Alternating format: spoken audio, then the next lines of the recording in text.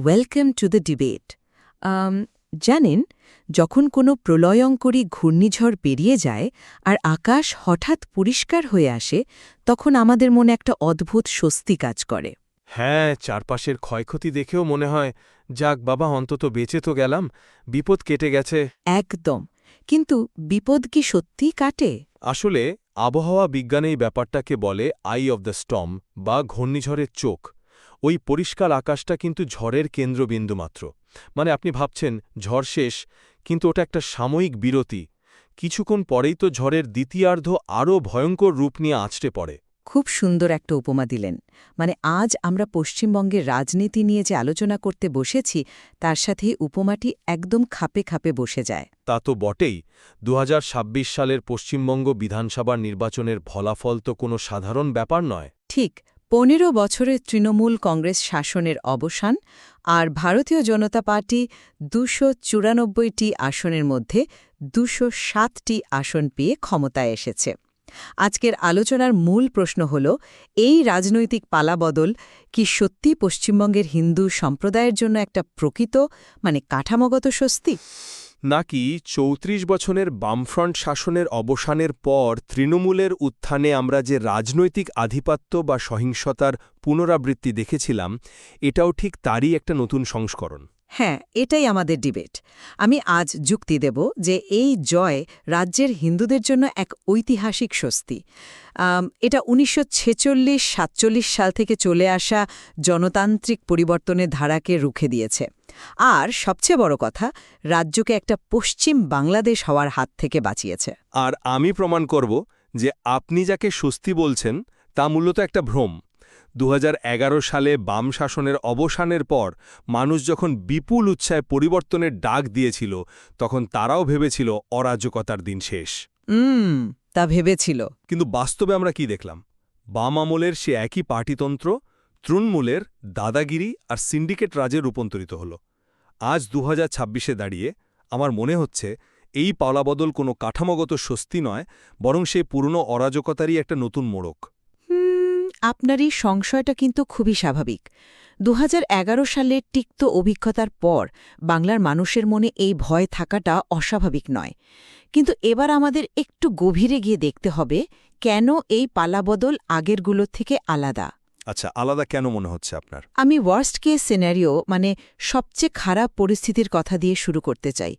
২০২৬-এ যদি তৃণমূল আবার ক্ষমতায় আসত, তাহলে কি হতো? আপনি যদি ইতিহাসের দিকে তাকান, ১৯৪৭ সালের দেশভাগ এবং ১৯৭১ সালের মুক্তিযুদ্ধের সময় থেকে বাংলাদেশ অর্থাৎ তৎকালীন পূর্ব পাকিস্তান থেকে যেভাবে হিন্দুদের বিতাড়ন এবং অনুপ্রবেশ ঘটেছে, তা এক ভয়াবহ জনতাত্ত্বিক বা ডেমোগ্রাফিক সংকট তৈরি করেছে। সেটা ঐতিহাসিক সত্য। ঠিক। বাংলাদেশে হিন্দু জনসংখ্যা ৩০% থেকে নামতে নামতে আজ প্রায় ৭-৮% এসে দাঁড়িয়েছে। তৃণমূলের সংখ্যালঘু তোষণ এবং সীমান্ত পেরিয়ে আসা অনুপ্রবেশকে প্রশ্রয় দেওয়ার যে নীতি, তা অব্যাহত থাকলে পশ্চিমবঙ্গ আক্ষরিক অর্থে পশ্চিম বাংলাদেশে পরিণত হতে পারত। এই নির্বাচন সেই অস্তিত্বের সংকট থেকে হিন্দু সম্প্রদায়কে রক্ষা করেছে। একটু থামাই আপনাকে। আপনি কিন্তু একটা খুব বড় দাবি করে বসলেন। আপনি ৪৭ বা ৭১-এর ঐতিহাসিক ট্রমার সাথে ২০২৬-এর নির্বাচনকে এক করে দিচ্ছেন।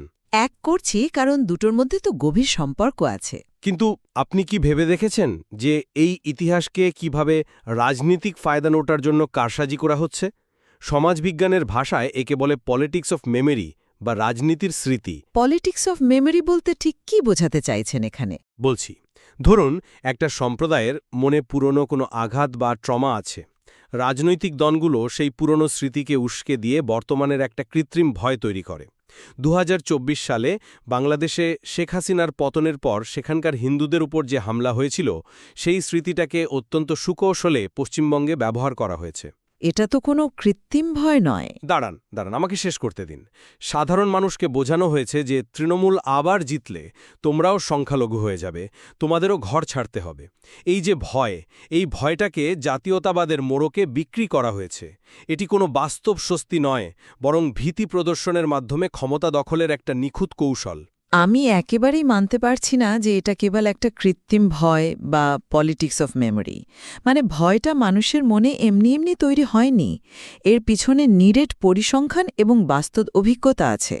কংগ্রেস নেতা অধীর রঞ্জন চৌধুরী পর্যন্ত তার বিশ্লেষণে স্বীকার করেছেন যে তৃণমূল জয়ী হলে হিন্দুদের মধ্যে পশ্চিম বাংলাদেশ হয়ে যাওয়ার আতঙ্ক তীব্র আকার ধারণ করত। রাজনৈতিক নেতাদের বয়ান তো পরিস্থিতি অনুযায়ী বদলায়। তা বদলায়, কিন্তু আপনি যদি প্রমাণের কথা বলেন তবে নির্বাচন কমিশনের স্পেশাল ইন্টেন্সিভ রিভিশন বা এসআইআর প্রক্রিয়ার দিকে তাকান। এই প্রক্রিয়ার মাধ্যমে প্রায় ৯০ লক্ষ ভুয়ো বা অনুপ্রবেশকারী ভোটারের নাম তালিকা থেকে বাদ দেওয়া হয়েছে। ৯০ লক্ষ, এটা তো আর মুখের কথা নয়। সংখ্যাটা বিশাল, সন্দেহ নেই। এই বিপুল সংখ্যক ভুয়ো ভোটার কিভাবে তালিকায় ঢুকল? বছরের পর বছর ধরে স্থানীয় স্তরে রাজনৈতিক মদতে সীমান্ত পেরিয়ে আসা মানুষদের রেশন কার্ড, আধার কার্ড পাইয়ে দিয়ে যে ভোট ব্যাংক তৈরি করা হয়েছিল, এটা তারই প্রমাণ। এই নির্বাচন সেই ঐতিহাসিক অনুপ্রবেশের ধারাকে চ্যালেঞ্জ করেছে। আপনি এসআইআর বা স্পেশাল ইন্টেন্সিভ রিভিশনের কথা তুললেন, খুব ভালো। কিন্তু এই প্রক্রিয়াটা আসলে কিভাবে কাজ করেছে সেটা কি আমরা তুলিয়ে দেখেছি?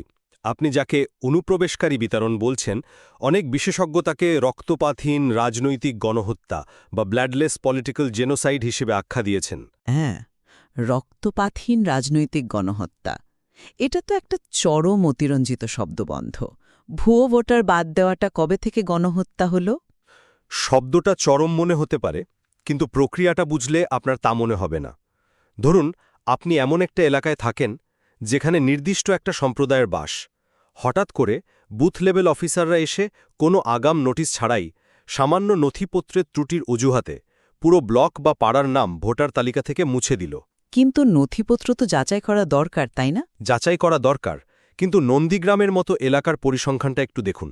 সেখানে ভোটার তালিকা থেকে যাদের নাম বাদ পড়েছে তাদের ৯৫.৫% হল মুসলিম। এটা কি স্রেফ কাকতালীয়? যখন একটা নির্দিষ্ট ধর্মীয় পরিচয়ের ওপর ভিত্তি করে লক্ষ লক্ষ মানুষকে তাদের গণতান্ত্রিক অধিকার থেকে সুকৌশলে বঞ্চিত করা হয়, নির্বাচন শুরু হওয়ার আগেই ব্যালট বক্স নিয়ন্ত্রিত হয়ে যায়, তখন তাকে আপনি কাঠামোগত সুস্থি কিভাবে বলবেন? এটা তো পরিকল্পিত অধিকার হরণ। আমি স্বীকার করছি যে এত বড় একটা প্রশাসনিক প্রক্রিয়ায় কিছু ত্রুটি থাকতেই পারে, এবং যাদের নাম ভুল করে বাদ গেছে, ট্রাইব্যুনালের মাধ্যমে তাদের নাগরিকত্ব প্রমাণের সুযোগ থাকা অবশ্যই উচিত। কিন্তু তাই বলে পুরো প্রক্রিয়াটিকে আপনি একটা সম্প্রদায়ের বিরুদ্ধে ষড়যন্ত্র বলে উড়িয়ে দিতে পারেন না। ষড়যন্ত্র বলছি কারণ প্যাটার্নটা খুব স্পষ্ট। আচ্ছা, প্যাটার্নের কথায় যদি আসেন, তাহলে তৃণমূল আমলের প্রশাসনিক কাঠামোর কথা একবার ভাবুন। সেখানে কাঠামোগত তোষণ বা স্ট্রাকচারাল অ্যাপিজমেন্ট এমন পর্যায়ে পৌঁছেছিল যে সাধারণ মানুষ হাঁপিয়ে উঠেছিল। কাঠামোগত তোষণ বলতে আপনি ঠিক কি বোঝাচ্ছেন? আমি বোঝাচ্ছি রাষ্ট্রের সম্পদের বৈষম্যমূলক বণ্টন। উদাহরণস্বরূপ, ধর্মীয় ভিত্তিতে ইমাম ও মুয়াজ্জিনদের যে ভাতা দেওয়া হতো, নতুন সরকার ক্ষমতায় এসেই প্রথম যে কাজগুলো করেছে তার মধ্যে অন্যতম হল এই বৈষম্যমূলক ভাতা বন্ধ করা এবং সেই অর্থ জনকল্যাণমূলক খাতে স্থানান্তর করা। এর পাশাপাশি মাহিষ্য ও তেলিদের মতে হিন্দু সম্প্রদায়, যারা কৃষিকাজ বা ব্যবসার সাথে যুক্ত এবং দীর্ঘদিন ধরে বামেদের শ্রেণী রাজনীতি আর তৃণমূলের তোষণ রাজনীতির জাতাকলে উপেক্ষিত ছিল, তাদের ওবিসি কোটায় অন্তর্ভুক্ত করার ঘোষণা দিয়েছে। মহিলাদের জন্য অন্নপূর্ণা ভাণ্ডারের মতো সার্বজনীন আর্থিক সহায়তা প্রকল্প চালু করেছে। আমি এটাকে একটা উপমা দিয়ে বোঝাতে চাই। বলুন। ধরুন, একটা বাড়ির ইলেকট্রিক ওয়্যারিং পুরো নষ্ট হয়ে গেছে, বারবার শর্ট সার্কিট হচ্ছে। আপনি শুধু বাল্ব পাল্টালে তো সমস্যার সমাধান হবে না, পুরো বাড়ির ওয়্যারিং বদলাতে হবে। নতুন সরকার ঠিক সেই কাজটাই করছে। তারা রাষ্ট্রীয় তহবিলের ধর্মনিরপেক্ষীকরণ করছে। বাম বা তৃণমূলের আমলে কি এ ধরনের কাঠামোগত পদক্ষেপ নেওয়া হয়েছিল? আপনার ওয়্যারিং বদলানোর উপমাটা চমৎকার, কিন্তু বাস্তবে যেটা হচ্ছে সেটা হলো নতুন ওয়্যারিং করে শুধু একটা নির্দিষ্ট সম্প্রদায়কে আলো দেওয়া হচ্ছে আর বাকিদের একেবারে অন্ধকারে ঠেলে দেওয়া হচ্ছে। এটা তো আপনার অনুমান। মোটেও অনুমান নয়। আপনি রাষ্ট্রীয় তহবিলের ধর্মনিরপেক্ষীকরণের কথা বলছেন, কিন্তু রাস্তাঘাটের বাস্তব চিত্রটা একবার দেখুন। নির্বাচনের ঠিক পর মে মাসে ৪ থেকে ৭ তারিখের মধ্যে মানবাধিকার সংগঠনগুলো অন্তত ৩৪টি বড় ধরনের রাজনৈতিক সহিংসতার ঘটনা নথিভুক্ত করেছে। নির্বাচনের পর বিক্ষিপ্ত কিছু ঘটনা ঘটেছে সেটা তো আমি অস্বীকার করছি না। খোদ দলীয় নেতৃত্বও বলেছে যে এগুলো কাম্য নয়। এগুলোকে বিক্ষিপ্ত ঘটনা বলে লঘু করে দেখাটা বোধহয় ঠিক হবে না। কলকাতার নিউ মার্কেট এলাকায় কি ঘটল? কেন্দ্রীয় বাহিনীর সামনে প্রকাশ্য দিবালোকে বুলডোজার দিয়ে বিরোধী দলের অফিস এবং সংলগ্ন দোকানপাট গুড়িয়ে দেওয়া হলো। বুলডোজার কিন্তু শুধু একটা ইমারত ভাঙার যন্ত্র নয়। আজকের রাজনীতিতে বুলডোজার হল রাষ্ট্রীয় ক্রাশ বা স্টেট টেররের প্রতীক। কিন্তু ওগুলো তো বেআইনি নির্মাণ ছিল। বেআইনি নির্মাণ ভাঙার আইনি পদ্ধতি আছে, পেশি শক্তি প্রদর্শন পদ্ধতি নয়। এরপর আসুন স্থানীয় স্তরে রাজনীতিতে। তৃণমূলের আমলে শাহজাহান শেখ বা জাহাঙ্গীর খানের মতো স্থানীয় বাহুবলীরা যেভাবে এলাকা নিয়ন্ত্রণ করত, এখন কি সেই সিন্ডিকেট ব্যবস্থার কোনো অবসান হয়েছে? না, শুধু বাহুবলীদের রাজনৈতিক রং পাল্টেছে। এটা আপনি খুব জেনারেলাইজ করে বলছেন। একেবারেই না। আগে যারা তৃণমূলের হয়ে তোলা তুলত, তারাই এখন নতুন পতাকা হাতে রাস্তা দখল করছে। সংখ্যালঘুদের পাড়ায় গিয়ে স্লোগান দিয়ে হুমকি দেওয়া হচ্ছে যে এবার তোমাদের মন থেকে তৃণমূলের নাম মুছে ফেলতে হবে।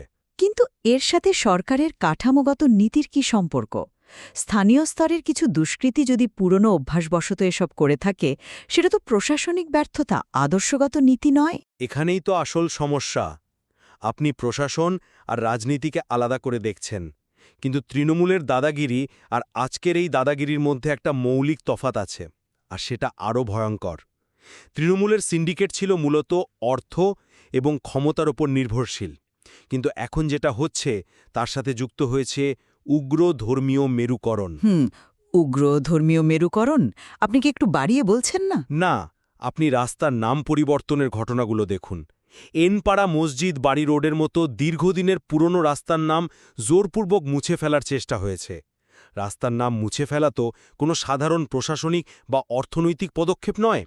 এটা হলো একটি নির্দিষ্ট সম্প্রদায়কে জানিয়ে দেওয়া যে এই মাটিতে তোমাদের কোনো ইতিবাস নেই, কোনো স্মৃতি নেই, কোনো অধিকার নেই। এটা কি আপনার সেই ওয়্যারিং বদলানোর স্বস্তি? এটা তো বামফ্রন্টের পেশিশক্তি আর তৃণমূলের সিন্ডিকেটেরই একটা নতুন সংস্করণ, যার গায়ে হিন্দু জাতীয়তাবাদের স্টিকার লাগানো। আমি রাস্তার নাম বদলানো বা বুলডোজার চালানোর মতো ঘটনাগুলোকে কোনোভাবেই সমর্থন করছি না, কিন্তু আপনাকে এর পেছনের বৃহত্তর মনস্তত্ত্বটা বুঝতে হবে।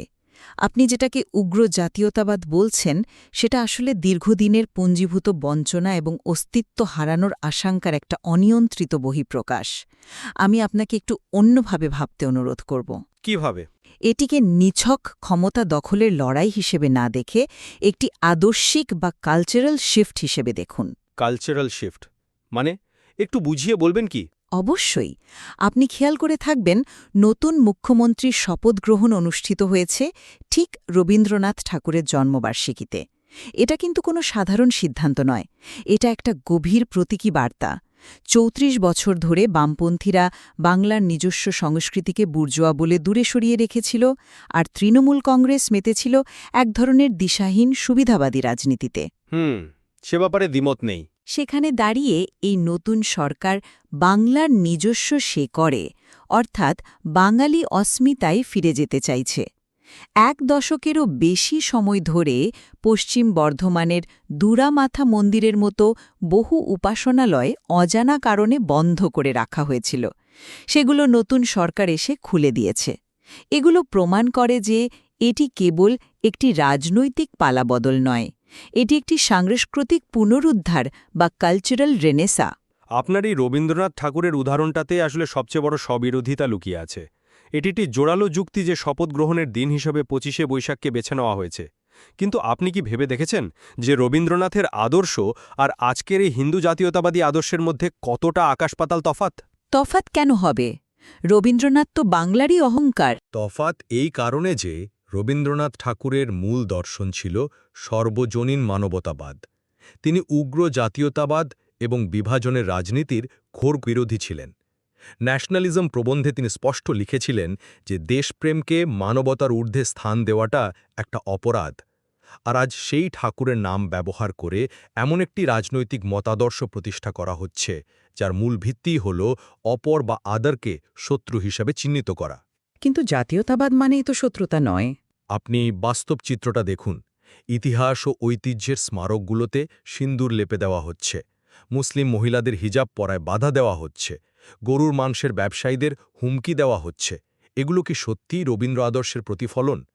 যখন সর্বজনীন মানবতাবাদের একজন বৈশ্বিক কবিকে মরণোত্তরভাবে একটি সংকীর্ণ একচেটিয়া জাতীয়তাবাদের সেবায় নিয়োগ করা হয়, তখন তাকে সাংস্কৃতিক পুনরুদ্ধার বলা যায় না।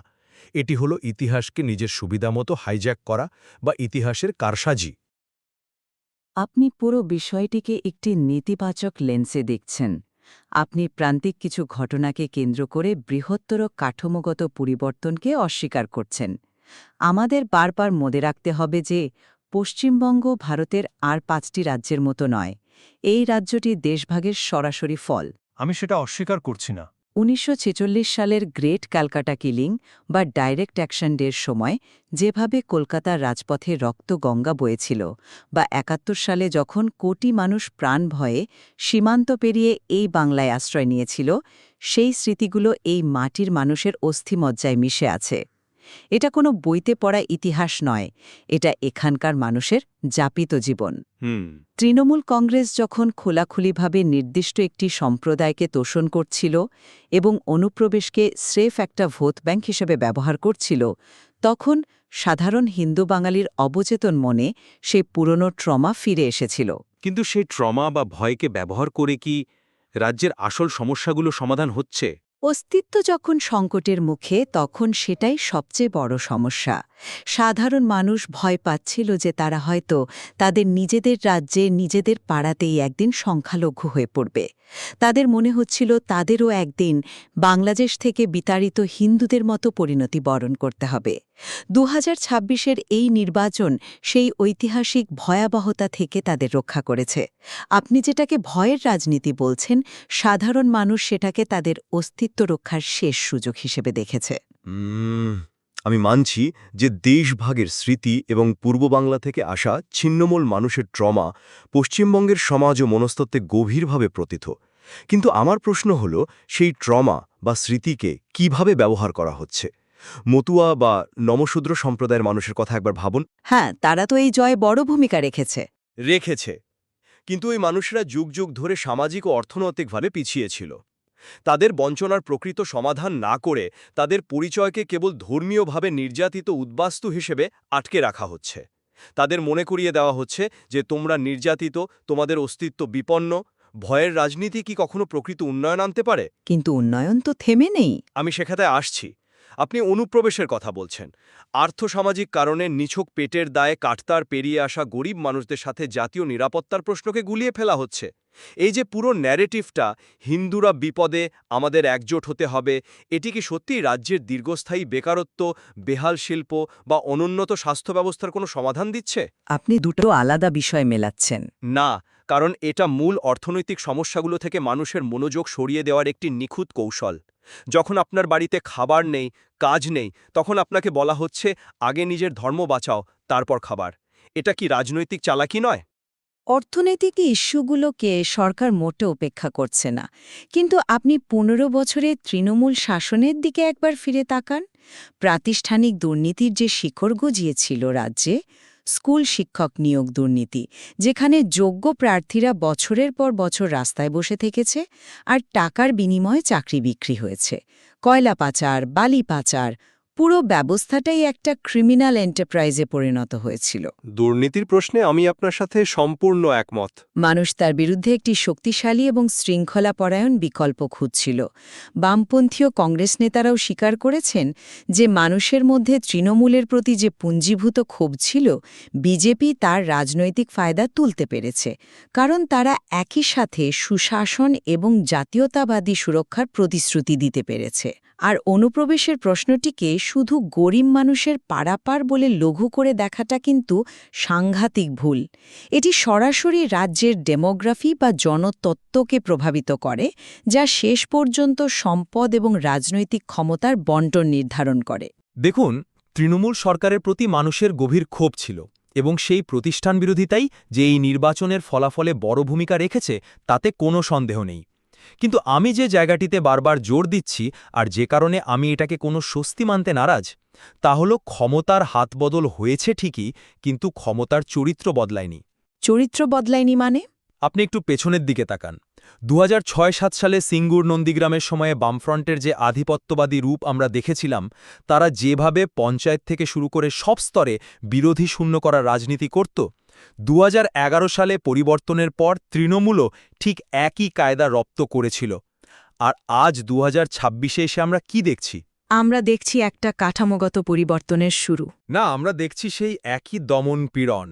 আপনি জানেন, এই নির্বাচনে জয়ী নতুন বিধায়কদের 65% বিরুদ্ধেই অপরাধমূলক মামলা রয়েছে, যার মধ্যে অনেকগুলো অত্যন্ত গুরুতর। নির্বাচিত হওয়ার পর জনপ্রতিনিধিদের একটি বড় অংশের বিরুদ্ধে যদি ক্রিমিনাল রেকর্ড থাকে এবং তাদের দলের ছেলেরাই যদি বিরোধী দলের অফিস ভাঙে, তবে সাধারণ মানুষ কোথায় যাবে? আগের জমানায় পুলিশের যে রাজনীতিকরণ হয়েছিল, আজকে কি পুলিশ নিরপেক্ষভাবে কাজ করতে পারছে? পারছে না। এটি কেবল পতাকার রঙের পরিবর্তন, লাল থেকে সবুজ, সবুজ থেকে গেরুয়া। ক্ষমতার কাঠামোর কোনো মৌলিক পরিবর্তন হয়নি। ঠিক এই জায়গাতেই আমার দ্বিমত। কাঠামোগত পরিবর্তনের শুরুটা কিন্তু হয়ে গেছে। আপনি যখন ধর্মীয় ভাতার মতো বৈষম্যমূলক নীতিগুলো বাতিল করে সেই অর্থ জনকল্যাণে লাগান, তখন আপনি রাষ্ট্রের নিরপেক্ষতা প্রমাণ করেন। এটি একটি মৌলিক পরিবর্তন। দ্বিতীয়ত, আপনি যে বুলডোজার বা সহিংসার কথা বলছেন, সেগুলোকে আমি কোনোভাবেই সমর্থন করি না। কিন্তু এগুলো দীর্ঘদিনের রাজনৈতিক ক্ষোভের এবং তৃণমূল স্তরে থাকা আগের জমানার সিন্ডিকেটগুলোর পারস্পরিক রেষারেষির অনিয়ন্ত্রিত বহিঃপ্রকাশ হতে পারে। একটা সিস্টেমকে রাতারাতি পরিষ্কার করা যায় না, কিন্তু আসল কথা হল একটি ভয়াবহ ভবিষ্যৎ, যেখানে রাজ্যটি আক্ষরিক অর্থেই পশ্চিম বাংলাদেশে পরিণত হতে পারত, তা থেকে রাজ্যটির রক্ষা পেয়েছে। এই নির্বাচন বাংলার হিন্দুদের জন্য এক যুগান্তকারী স্বস্তি। আর আমার কাছে আপনার ওই পশ্চিম বাংলাদেশ হয়ে যাওয়ার তত্ত্বটি আসলে একটি পরিকল্পিত রাজনৈতিক হাতিয়ার। এটি এমন একটি জুজু যা দেখিয়ে মানুষকে ভুল পথে চালিত করা হয়েছে। আপনি যাকে যুগান্তকারী স্বস্তি বলছেন, আমি তাকে বলছি একটি নতুন চক্রের শুরু। আচ্ছা, এমন একটি চক্র যেখানে সুকৌশলে সংখ্যালঘুদের প্রান্তিকীকরণ করা হচ্ছে, যেখানে রাস্তার নাম মুছে ফেলে ইতিহাস বিকৃত করা হচ্ছে এবং যেখানে ভিন্ন মতকে পেশি শক্তি দিয়ে দাবিয়ে রাখা হচ্ছে। এটি বাংলার সেই পুরনো রাজনৈতিক সহিংসতার একটি নতুন অধ্যায়, শুধু এবার তার গায়ে ধর্মীয় মেরুকরণের একটা কড়া প্রলেপ লাগানো হয়েছে। আজকের এই আলোচনায় আমরা চমৎকার কিছু দ্বিমতের জায়গা তুলে ধরতে পারলাম। আমার মতে ঐতিহাসিক অনুপ্রবেশের ধারা এবং পশ্চিম বাংলা হওয়ার যে সম্ভাবনা তৈরি হয়েছিল, তা থেকে এই রাজনৈতিক পালাবদল হিন্দু সম্প্রদায়কে কাঠামোগতভাবে রক্ষা করেছে এবং একটি নতুন প্রশাসনিক দিশা দেখিয়েছে। আর আমার উপসংহার হল, এটি কোনো প্রকৃত পরিবর্তন নয়। ৩৪ বছরের বাম শাসন বা ১৫ বছরের তৃণমূল শাসনের মতোই এটি আরেকটি পেশিশক্তি এবং আধিপত্য বিস্তারের রাজনৈতিক চক্র, যা কেবল একটি ভিন্ন পরিচয়ের আড়ালে ফিরে এসেছে। আবির, আমরা অন্তত একটি বিষয়ে একমত হতে পারি যে ২০২৬ সালের এই বিধানসভা নির্বাচন এবং এর ফলাফল পশ্চিমবঙ্গের রাজনীতির ইতিহাসের একটি জলজান্ত দলিল। এটি আমাদের চোখে আঙুল দিয়ে দেখিয়ে দেয় যে ১৯৪৭ এবং ৭১ সালের দেশভাগ, দেশত্যাগ এবং বাস্তুচ্যুতির সেই জটিল স্মৃতিগুলো আজও এই রাজ্যের রাজনীতিতে কতটা প্রাসঙ্গিক। একদমই তাই। ইতিহাসের এই স্মৃতিগুলো এবং ট্রমাগুলো মুছে যায়নি, বরং সেগুলো আজকের রাজনীতিকে, মানুষের ভোট দেওয়ার সিদ্ধান্তকে প্রতিনিয়ত প্রভাবিত করে চলেছে। আমরা আজ কাউকে বিজয়ী ঘোষণা করব না। আমাদের কাজ ছিল যুক্তির দুটি ভিন্ন পিঠ আপনাদের সামনে তুলে ধরা। আমাদের শ্রোতারা নিজেদের মতো করে উপসংহার টানবেন। পশ্চিমবঙ্গের এই ঐতিহাসিক রাজনৈতিক রূপান্তর এবং এর পেছনের জটিল সমীকরণগুলো নিয়ে উৎস উপাদানগুলোতে আরও অনেক কিছু জানার ও অন্বেষণ করা রয়েছে। শুরুতে আমি যে উপমাটি দিয়েছিলাম, সেই ঘূর্ণিঝড়ের চোখের কথা ভাবুন। I of the storm. আমরা কি সত্যিই এক শান্ত, নিরাপদ আশ্রয়ে পৌঁছেছি, যেখানে আর কোনো দুর্যোগ নেই? নাকি এটি কেবল পরবর্তী ঝড়ের আগের সাময়িক বিরতি মাত্র? এই প্রশ্নটি আপনাদের চিন্তার জন্য রেখে গেলাম। দ্য ডিবেটে আমাদের সাথে থাকার জন্য ধন্যবাদ।